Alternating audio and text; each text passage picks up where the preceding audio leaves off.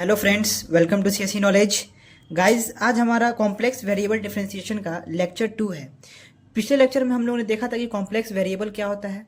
उसमें हम लोगों ने उसके कुछ फॉर्म्स देखे थे। उसके बाद हमने कुछ ऑपरेशन देखा था। तो आज हम शुरू कर रहे हैं curves and region in complex plane, जिसमें हमारा पहला है distance between two complex number. Distance between two complex number आपको पता है किसे कहते हैं? रियल इमेजिनरी को मिलाकर। Suppose x plus iota y equals to z, ये क्या था आपका? Complex variable. आपको कुछ रिवाइज करवा देते हैं। z इक्वल्स टू क्या था आपका? x plus iota y. ये आपका z क्या डिनोट कर रहा है? Complex variable. और आपका यहाँ x और y क्या था? रियल नंबर था। और ये जो फर्स्ट पार्ट है आपका, वो रियल पार्ट को डिनोट करता है, और आयोटा वाला जो टर्म होता है वो इमेजिनरी को डिनोट करता है। इमेजिनरी ऑफ जेड और ये रियल ऑफ जेड, ये सब आपने पढ़ चुका है पिछले लेक्चर में। तो गाइज, आपका जो distance between two complex number होता है वो कैसे निकलता है? Mode of z1 minus z2 का, mode of z1 minus z2, या फिर z2 माइनस z1 का मोड क्या होता है? ये सब मॉडुलस क्या होता है इसका? Distance between two complex number. Suppose जो आपका दो दिया हुआ है, सपोज करिए z1 इक्वल्स टू आपका हो गया x1 प्लस आयोटा y1, और z2 हो गया आपका x2 प्लस आयोटा y2। तो इन दोनों के बीच का डिफरेंस का मोड क्या देता है आपका? Distance between two complex number. ये आपका पहला था। अब हमारा दूसरा है कि सपोज करिए a circle with centre z note and r belongs to r positive, it means positive real number, is represented by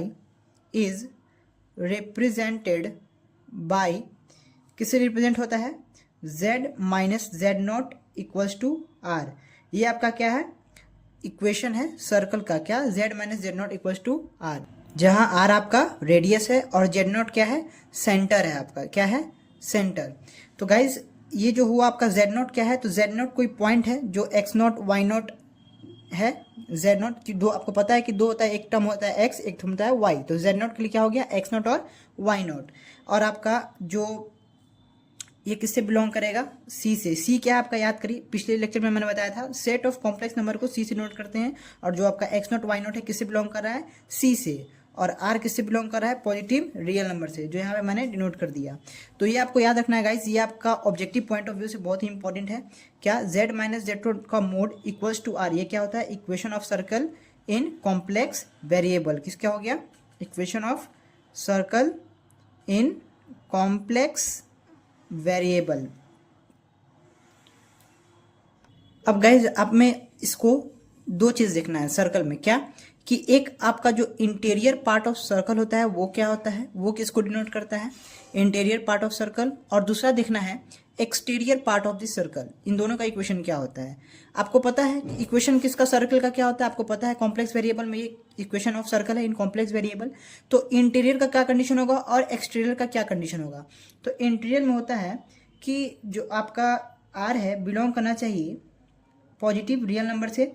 और आपको पता है कि z का जो एलिमेंट है होता है x नॉट y नॉट किससे बिलोंग करता है? c से। तो हम कह सकते हैं कि z बिलोंग्स टू c, और क्या? r belongs to positive real number. And z minus z not जो आपका इक्वेशन है लेस देन r हुआ, ये कंडीशन क्या बताया? लेस देन r हुआ, तो ये आपका क्या होगा? Interior part of the circle. क्या हो जाएगा? Interior part of the circle. और वही जब आपका क्या हो जाएगा? z minus z naught greater then r, ये क्या हो जाएगा आपका? एक्सटीरियर पार्ट ऑफ सर्कल का इक्वेशन। गाइस, तो ऑब्जेक्टिव पॉइंट ऑफ व्यू से पूछ सकता है कि इंटीरियर पार्ट ऑफ सर्कल का आपका इक्वेशन क्या है, एक्सटीरियर पार्ट ऑफ सर्कल से आपका इक्वेशन क्या है। तो इस चीज को ध्यान रखना है। ठीक है, अब हम लोग देखते हैं सर्कुलर डिस्क। फ्रेंड्स, अब हम लोग देखते हैं सर्कुलर डिस्क हमारा क्या होता है। क्या? Circular disc.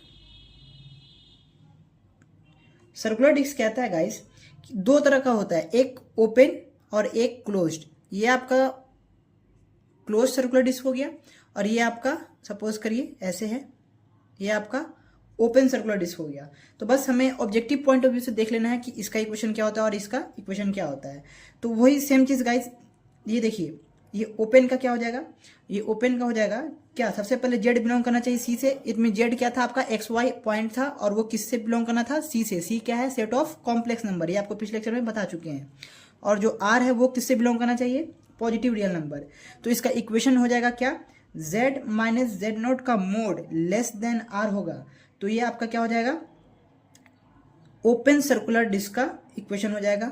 और अब क्लोज्ड के लिए क्या हो जाएगा, क्लोज्ड का कंडीशन होता है कि जेड बिलोंग करना चाहिए सेम सी से, आर पॉजिटिव रियल नंबर होना चाहिए, और इसका इक्वेशन क्या हो जाएगा, modulus of z minus z naught less than equal to r होना चाहिए। ये आपका किसका इक्वेशन है, क्लोज सर्कुलर का। क्लोज सर्कुलर डिस्क बोलेगा तो ये वाला इक्वेशन हो जाएगा, ओपन सर्कुलर डिस्क बोलेगा तो ये वाला इक्वेशन हो जाएगा।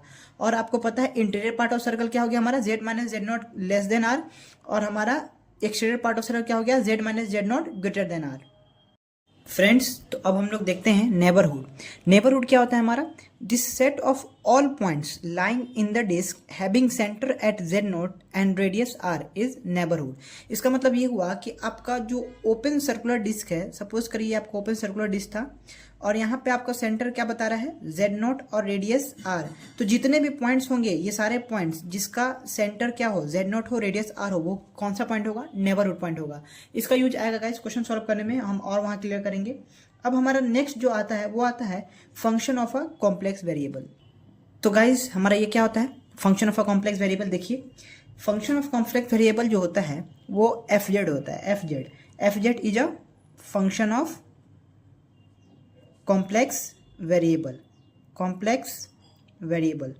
इसका मतलब क्या हुआ, पहले से इसमें और अभी क्या डिफरेंस आ रहा है देखिए, समझेंगे। इसको डिनोट किया जाता है, denoted by W equals to F of Z. चलिए अब कुछ चीज़ गाइस उसको क्लियर करते हैं सबसे पहले, ताकि कोई भी चीज़ में हमें कंफ्यूजन नहीं रहना चाहिए, ठीक है। आपने पढ़ा होगा z equal to X plus iota Y, I hope आपको याद हो, z equals to iota Y. यहाँ पे एक नया टर्म आया क्या, एफ ऑफ जेड। तो ये जेड, एफ ऑफ जेड क्या है, इसी जेड का फंक्शन है, यानी function of Z. F of Z क्या है, फंक्शन ऑफ जेड, इसको एफ जेड कह रहे हैं और इसको डिनोट किससे कर रहे हैं, डब्ल्यू से। देखिए तो दोनों में अंतर समझिए कि कब एफ जेड का मतलब क्या होगा और जेड का मतलब क्या होगा। जेड में एक्स और वाई आता है, बट जब एफ जेड आएगा यानी फंक्शन ऑफ जेड तो उसको डब्ल्यू से रिप्रेजेंट करते हैं, या उसी को कहते हैं यू प्लस आयोटा वी। देखिए यहाँ पे क्या आया नया चीज़, यू प्लस आयोटा वी। अभी तक आपको समझ में आ रहा होगा कि X plus iota Y Z के इक्वल हो गया। अब एफ जेड किसके इक्वल हो रहा है, यू प्लस आयोटा वी के। जब भी फंक्शन की बात करें, याद रखिएगा, जब भी function of a complex variable तो क्या हो जाएगा हमारा, U plus iota V. But जब भी आपका कॉम्प्लेक्स वेरिएबल, जेड किसको डिनोट करता है गाइस, आपको पता होना चाहिए, कॉम्प्लेक्स वेरिएबल को। जेड किसको डिनोट करता है, कॉम्प्लेक्स वेरिएबल को। और आपका एफ जेड किसको डिनोट कर रहा है, फंक्शन ऑफ कॉम्प्लेक्स वेरिएबल को, that is U plus iota V, ठीक है। चलिए गाइस अब आगे बढ़ते हैं फ्रेंड्स। तो अब हम लोग देखते हैं limit of a complex function, continuity और डिफरेंशिएबिलिटी हमारा क्या होता है। तो लिमिट में होता है कि the limit F Z as Z approaches Z not, the limit F Z approaches Z not is equal to W not, then it is a limit of a complex function. It means कि limit exist करेगा। अगर आपका form 1/0 का ना है, infinity का ना है, तो इस केस में आपका क्या होगा, लिमिट एग्जिस्ट करेगा। ये आपको और क्लियर होगा जब हम लोग क्वेश्चन करेंगे। अब इसके नेक्स्ट पार्ट में, नेक्स्ट लेक्चर में हम लोग क्वेश्चन करेंगे, ठीक है गाइस। कंटिन्यूटी क्या होता है कि F Z is said to be continuous at Z equals to Z not, जो गिवन वैल्यू हो वो भी इक्वल हो, और जो आपका फंक्शन है मतलब वैल्यू ऑफ फंक्शन क्या हो वो भी सेम हो, F Z equals to F Z not हो, limit Z tends to Z not, तो आपका क्या होगा, कंटिन्यूअस भी होगा। और डिफरेंशिएबिलिटी क्या है कि सपोज करिए कि आपका एफ जेड एक सिंगल वैल्यू फंक्शन है जिसका वेरिएबल जेड, देन जो आपका एफ डैश जेड, डिफरेंशिएबिलिटी का मतलब आप समझ रहे हैं गाइस क्या, कि डिफरेंशिएशन किसका, एफ जेड का। अगर आप एफ जेड का डिफरेंशिएशन करेगा तो कैसे लिखिएगा, differentiation of F Z with respect to Z, ऐसे ही तो लिखिएगा। इसी को किस फॉर्म में लिखा जाता है, एफ डैश जेड, डैश देके हम डिफरेंशिएशन को डिनोट करते हैं। तो आपका जो एफ डैश जेड आएगा वो limit del Z tend to 0 F Z plus del Z minus F of Z upon del Z. इसका हम 3 वैल्यू निकालेंगे, एक रियल एक्सिस पे, एक इमेजिनरी एक्सिस पे, मतलब चेक करते हैं 3 वैल्यू को, और एक तीसरा होता है y इक्वल्स टू एक्स पे। ये तीनों वैल्यू पे अगर आपको एफ डैश जेड का वैल्यू सेम मिलता है तो ये कहेंगे हम डिफरेंशिएबल होगा। ये तीनों और आपका 100% क्लियर होगा जब हम लोग नेक्स्ट लेक्चर में इस पे बेस्ड कंप्लीट क्वेश्चन करेंगे गाइस, ठीक है। तो आज के लिए इतना ही रहने देते हैं। आई होप कि आपको ये लेक्चर क्लियर हुआ हो, और अगर हम लोग का जो बचा हुआ है कॉन्सेप्ट वो कब क्लियर होगा गाइस, जब हम पूरी तरह से क्वेश्चन करेंगे नेक्स्ट लेक्चर से। Okay, thanks.